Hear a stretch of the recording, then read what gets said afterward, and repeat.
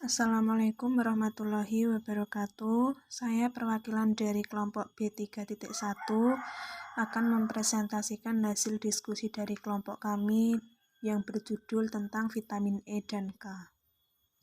Yang sebelumnya beranggotakan saya sendiri, Tri Astuti, Nurul Hikmah, Anissa Triwahyuni, Azahra, Putri Intan Adila, Febria Abela, dan Silva Dwi Wiranti. Langsung saja memasuki vitamin yang pertama, yaitu vitamin E. Vitamin E atau tokoferol merupakan zat gizi yang penting dan unik. Penting sendiri, oksidan sehingga zat gizi ini dapat mencegah atau menghambat terjadinya penyakit degeneratif.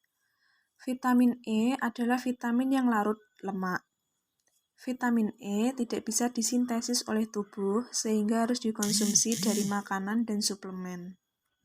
Fungsi vitamin E adalah sebagai antioksidan, juga dapat menstimulasi respon imunologi, dapat menghambat konversi nitrit dalam asap rokok menjadi nitrosamine dalam perut.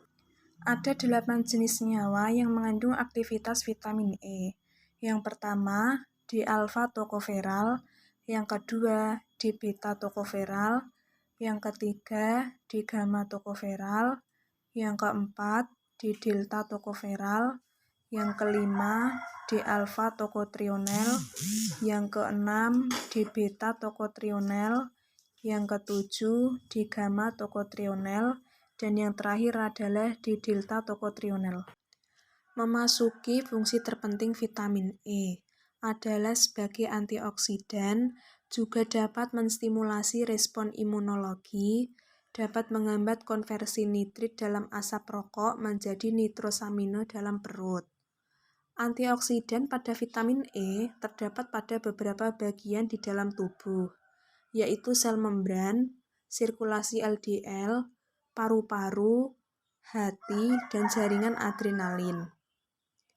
Jumlah vitamin E yang dikonsumsi berdasarkan RDA atau Recommended Dietary Allowance Amerika tahun 1973 adalah 30 atau SI. Untuk orang dewasa 1 mg sama dengan 1,9 SI. Kemudian direvisi pada tahun 1989 menjadi 1,5 SI untuk dewasa laki-laki dan 1,2 SI untuk dewasa wanita. Bahan makanan yang banyak mengandung vitamin E adalah minyak nabati, kacang-kacangan, dan juga biji-bijian. Vitamin E dirusak oleh pemasakan dan pengolahan makanan yang bersifat komersial, termasuk pembekuan. Defisiensi atau kekurangan vitamin E dapat menimbulkan anemia pada bayi yang baru lahir, asupan minyak mineral, keterpaparan terhadap oksigen, atau berbagai penyakit yang menyebabkan tidak efisiennya penyerapan lemak akan menimbulkan gejala neurologi. Memasuki vitamin yang kedua, yaitu vitamin K. Definisi vitamin K yang pertama adalah larut dalam lemak. Yang kedua, banyak pada sayur dan buah. Yang ketiga, dapat dicerna flora bakteri dan usus. Dan yang keempat, dikenal 3 bentuk vitamin, yaitu yang pertama vitamin K1 atau piloqueon yang terdapat pada sayur hijau. Yang kedua, vitamin K2 atau menaquinone yang disintesa flora oleh keseluruhan jenis tumbuh-tumbuhan di usus kita. Dan yang ketiga, vitamin K3 atau medion merupakan vitamin K sintetik atau tiruan yang terdapat di alam. Selanjutnya, fungsi vitamin K. Yang pertama, berfungsi sebagai faktor yang berperan pada proses pembekuan darah. Yang kedua, merupakan kofaktor untuk proses karboksilasi asam glutamat vitamin K menjadi asam Y karboksiglutamat atau GLA. Yang ketiga, GLA merupakan suatu protein untuk faktor pembekuan darah, yaitu faktor kedua atau protrombin ke-8, ke-9, dan ke-10. Yang keempat, GLA juga tersebar di beberapa jaringan seperti tulang, ginjal, plasenta, pankreas, limpa, dan paru, tetapi sebagian besar fungsinya belum jelas. Dan yang kelima, di tulang, protein tersebut disebut GLA protein tulang atau osteokalsin yang merupakan protein non-kolagen yang terbanyak di matriks tulang.